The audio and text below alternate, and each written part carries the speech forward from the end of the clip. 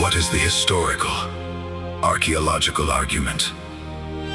The historical and archaeological argument says that the Bible's historical claims are repeatedly confirmed by discoveries in the ground and by non-biblical ancient writings. What is the historical, archaeological argument? The historical and archaeological argument says that the Bible's historical claims are repeatedly confirmed by discoveries in the ground and by non-biblical ancient writings. Archaeology has confirmed the existence of people, places, and customs mentioned in both testaments. No archaeological discovery has ever conclusively overturned a biblical historical claim.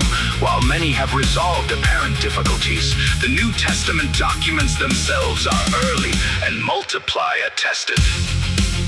Your word is a lamp to my feet and a light to my path. These things took place that the scripture might be fulfilled. When we examine the archaeological evidence, its accuracy comes to light. From the earliest tablets of creation to artifacts connected with the life and resurrection of Jesus, there is an abundance of archaeological support for the history told in the scriptures. Titus Kennedy. Israeli archaeologist Eli Shukron's work in the city of David has been particularly significant for New Testament reliability. His excavation of the Pool of Siloam and the adjacent Pilgrim Road, the step street leading from the pool up to the Temple Mount, places the physical setting of Jesus' ministry and the early church's activity in precisely the locations the Gospels describe. These discoveries demonstrate that the Gospel writers knew first-century Jerusalem topography with accuracy that later legendary composition could not easily invent. Dr. Titus Kennedy's extensive catalog in unearthing the Bible presents over 100 artifacts, seals, inscriptions, architectural remains, and everyday objects that align with biblical names, events, and cultural details.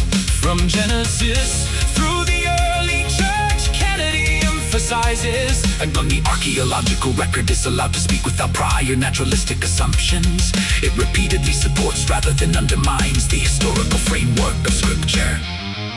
K. Kitchen has shown that the patriarchal narratives fit the second millennium Near Eastern context far better than later periods. And the Dead Sea Scrolls confirm the remarkable accuracy of the Masoretic text of Isaiah. The early dating of the New Testament further strengthens the historical case. The accumulated pattern is striking. Names once thought legendary: David, Pontius Pilate, Caiaphas, and numerous lesser figures have appeared on inscriptions and seals. Places and customs described in the text match the material culture of the periods in which the events are set. Apparent discrepancies have repeatedly been resolved as further data emerged rather than the reverse. The New Testament's familiarity with first-century geography, political titles, and social practices is especially difficult to explain if the documents were composed generations later by authors distant from the events. Archaeology cannot prove that the theological claims of Scripture are true. It can, however, test the historical framework in which those claims are embedded. When the framework repeatedly survives and is reinforced by independent evidence, the burden shifts. The Bible is not a collection of late myths detached from real time and place.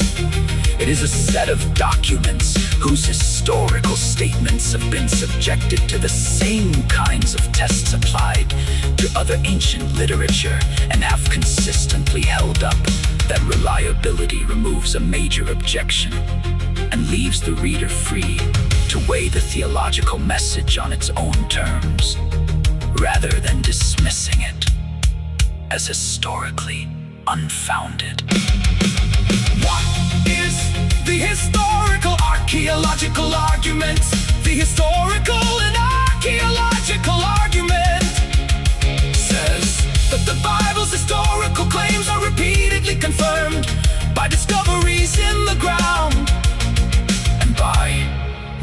biblical, ancient writings.